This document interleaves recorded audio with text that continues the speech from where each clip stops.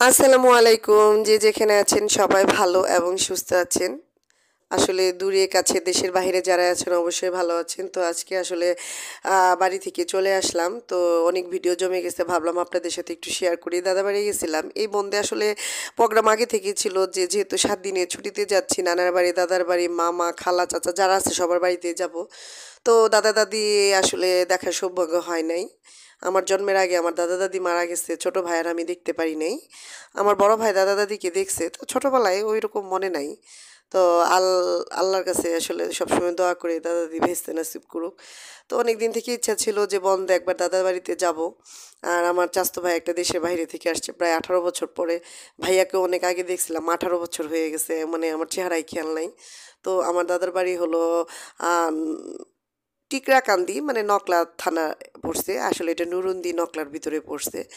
তো আমরা সুন্দর করে গিয়ে থামলাম, আমরা সিএনজি দিয়ে গেছি কারণ এখানে সিএনজি দিয়ে যেতে হয়। তো বাড়িতে গিয়ে পৌঁছে দেখি ভাবিরা সব রেডি করে রাখছে, নুডলস, তেলের পিঠা, যেহেতু যাচ্ছি জামাই নিয়ে যাচ্ছি, তেলের পিঠা অনেক পিঠাই আয়োজন করছিল। সব পিঠা আসলে খাওয়ার পরে মনে হয়েছে ভিডিও করি। এই যে ভাইয়ের ছেলে সুন্দর করে আঙ্গুর টাঙ্গুর খাচ্ছিল। তো বাচ্চাগুলোকে নিয়ে যেটা ভালো লাগছে যে আসলে অনেক অ্যারেঞ্জমেন্টই ছিল। চাচাতো ভাইয়ের এবং কি ভাইয়ের বউরা যথেষ্ট পরিমাণে আমাদের আপ্যায়ন করছে, আপ্যায়নের কোনো কমতি ছিল না। আমরা যা যা পছন্দ করি তাই তাই। তো এরই এক ফাঁকে এই ছোট্ট আকারে এই ভিডিওটা করলাম। আমার ভাইয়ের ছেলে, আমার বড় ভাই, ভাবি এই পানিতে গোসল, মানে এত গরম ছিল যে গোসল না করে আসলে আসার মতো অবস্থা ছিল না। আমরা মনে হয় সিদ্ধ হয়ে গেছিলাম। আর তো কারেন্ট থাকেই না, আসলে এই মেশিনগুলো আসলে চলে হলো পেট্রোলে, কেরোসিন তেলে, তো তাই কারেন্ট থাকলেও কোনো সমস্যা নাই, না থাকলেও। আর এই যে ভাইয়ের ছেলে একাই মাস্তান হয়ে গেছে, দেখলাম ছোট ভাই মাঝে ওরে বকতেছে, একটা লাঠি নিয়ে সবাইরে দৌড়াদৌড়ির উপরে রাখছে, মানে কাউরে শান্তিতে আমাদেরকে বসতে দিচ্ছিল না। আমরা একটু মানে বিকাল হয়েছে, আসরে আজান দিছে যে একটু বসে কথা বলি, ও কিছুতেই রাজি না, ও সবাইরে দৌড়ের উপরে রাখছে, এত বড় একটা লাঠি নিছে। আল্লাহ জানে কার মাথায় লাগে না লাগে যে আমার মেয়েরে দৌড়ের উপরে রাখছে, ও তো ভীষণ দৌড়াদৌড়ি করতেছে। মানে এই খোলা পায়ে বাচ্চারা মানে অস্থির হয়েছে, পাগল হয়ে গেছে, কি ছেড়ে কি করব। ও তো আরো পাগল হয়ে গেছে, খালি লাঠি নিয়ে দেখলাম খালি ঘুরতেছে ঘুরতেছে।